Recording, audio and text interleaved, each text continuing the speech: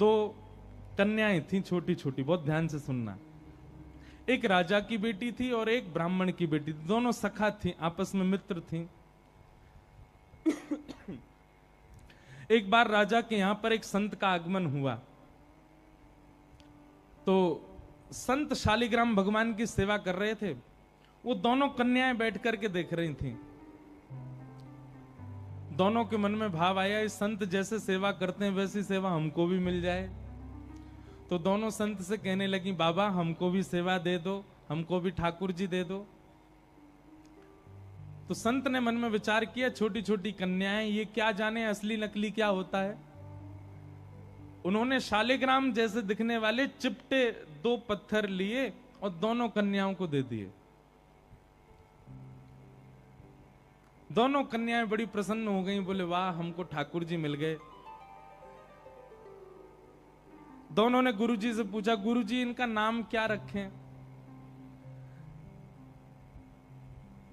तो गुरुदेव ने कहा, तुमको जो प्रिय लगे वो नाम रखो इनका। तो कन्याएं जो वो बड़े चिकने से पत्थर थे, तो एक आध बार हाथ से फिसल गए। तो एक कन्या ने कहा, बोले इनका नाम रखते हैं सिलपिल्ले भगवान। कौन से भगवान?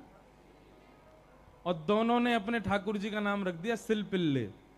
ये कोई ऐसी कथा नहीं, भक्तमाल जी में कथा है ये। तो सिलपिल्ले भगवान, दोनों कन्याओं के सिलपिल्ले भगवान हो गए। अब दोनों कन्याओं के साथ में कैसी घटना घटी। तो जो ब्राह्मण कन्या थी, जब थोड़ी बड़ी हो गई, सिलपिल्ले भगवान की सेवा करती थी। उसके 2 भाई थे, दोनों भाइयों में विवाद हो गया, दोनों भाई अलग अलग रहने लगे। एक दिन विवाद के कारण बड़े भाई ने छोटे भाई के घर में आकर के लूट मार करी, उसको मार पीटा और घर का सारा सामान हड़प के ले गया। उसी सामान में बहन के सिलपिल्ले भगवान भी ले गया। और बहन तो बेचारी रोने लगी, उसके तो ऐसे प्राण हो गए मानो बस अब जीवित ही नहीं रह पाएगी ठाकुर जी के बिना।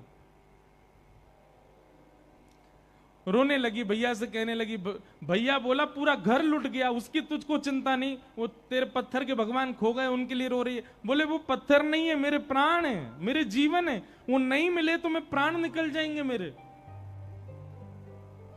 बोले जा, किसी और ने थोड़ी लूटा, बड़ा भाई है हमारा, जाके मांग ले, दे दे। तो बहन अपने बड़े भाई के घर गई और बड़े भाई से जाके कहा, भैया कुछ मत दो, सब रख लो अपने पास, पर मेरे सिलपिल्ले भगवान। अब सिलपिल्ले नाम सुनते ही सब हंसने लगे वहां पे।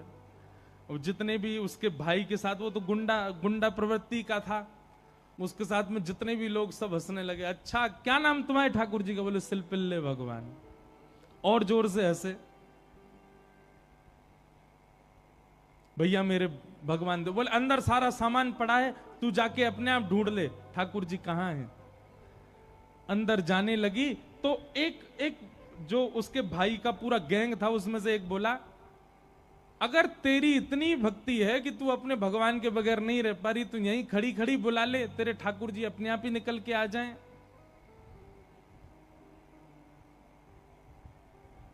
ये बात उसके प्रेम पर मानो प्रश्न चिन्ह लग गया। वह भी मन में सोचने लगी, मैं बचपन से सेवा कर रही हूं सिलपिल्ले को, कभी अपने हृदय से दूर नहीं करती, पर आज इसकी बात से मुझको ऐसा लग रहा है कि मैं तो प्रेम करती हूं, पर वो प्रेम करते हैं कि नहीं, आज उसका भी पता चल जाए।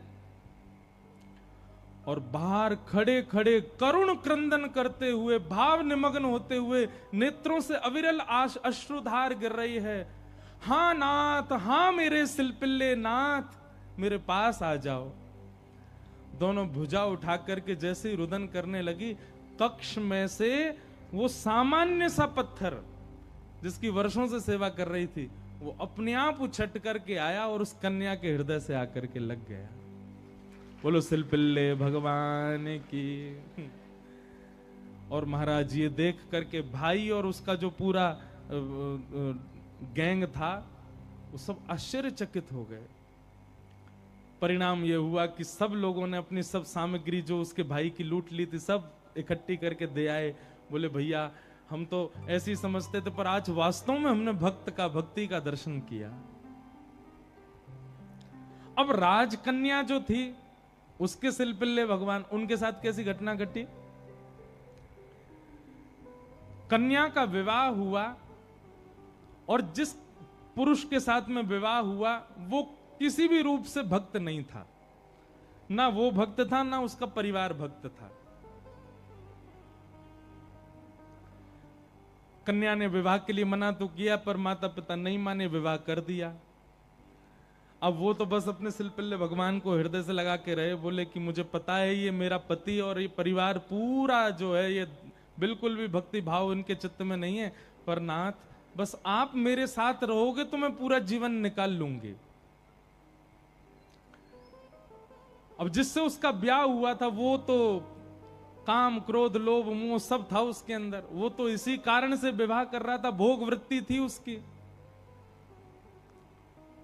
लेकिन कन्या के चित्त में यह भाव था कि भाई ये वैष्णव नहीं है, इसको तो मैं स्पर्श भी नहीं करने दूं अपना।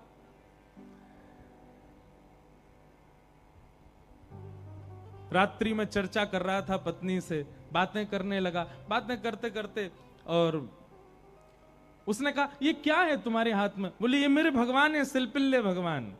और सिलपिल्ले नाम सुनते ही इतना हंसा, हंसते हंसते बिस्तर से गिर गया। बोले कौन है? सिलपिल्ले भगवान। बोले आप हंसिए मत, ये मेरे ठाकुर जी हैं, मैं बचपन से इनकी सेवा करती हूं। अच्छा ठीक है, रखो इनको अपने पास। लेकिन वो उनको दूर करना चाह रहा था, बार बार लेकर के हटाना चाह रहा था। और वो राजकन्या कस के पकड़े, बोले नहीं आप इनको मुझसे दूर मत करो, ये मेरे प्राण है, ये अगर दूर हुए तो मैं प्राण त्याग दूंगी। एक दिन, 2 दिन, 4-5 दिन बीत गए, लेकिन वो ऐसे ही रहे, सिलपिल्ले भगवान को हृदय से लगा के रहे। उसका यही था कि मैं पूरा जीवन इनके साथ नहीं रह सकती, पर आप रहोगे तो मैं रह लूंगी। एक दिन उस राजकुमार को क्रोध आया और उसने जब हट पूर्वक हाथ हटाए और वो सिलपिल्ले भगवान को खींच करके और बाहर एक सरोवर था, सरोवर में फेंक दिया। जैसे ही सरोवर में फेंका, वो राजकन्या वहीं मूर्छित होकर गिर पड़ी।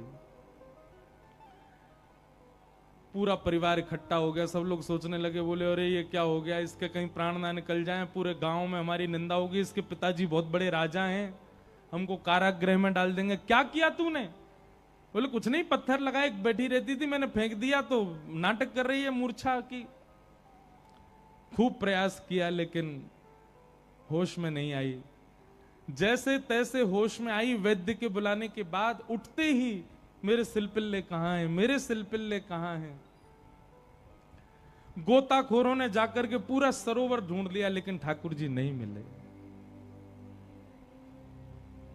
अंत तो गत्वा वही सरोवर के किनारे आकर के बैठ गई और रुदन करते हुए बोली, हे मेरे सिलपिल्ले नाथ, यदि मैंने वास्तव में बाल्यकाल से आपको अपना प्रियतम मान करके भेजा हो, आपकी निष्ठा से सेवा की हो, तो आप कृपा करके मेरे पास आ जाना।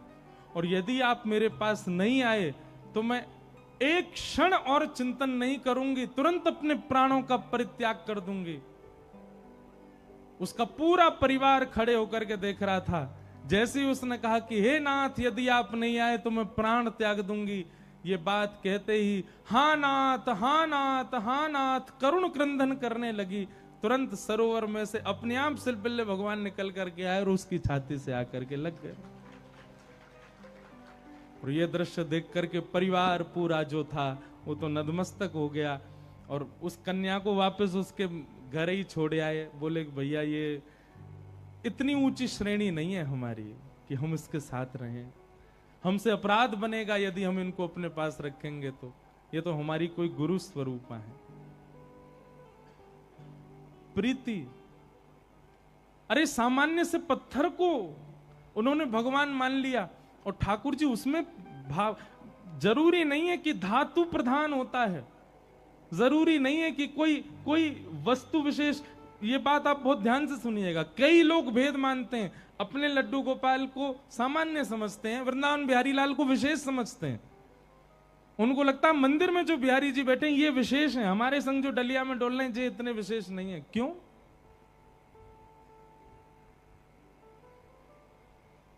ये भेद दृष्टि मत रखो। वो बिहारी जी जितने श्रेष्ठ हैं उतने ही श्रेष्ठ आपके ठाकुर जी हैं। ये विश्वास प्रगाढ़ रखो अपने ठाकुर जी के प्रति, ये भाव प्रगाढ़ रखो। तो भैया संसार में हर वो वस्तु चली जाएगी आपसे दूर जिसको आप स्नेह भरी दृष्टि से देख लोगे।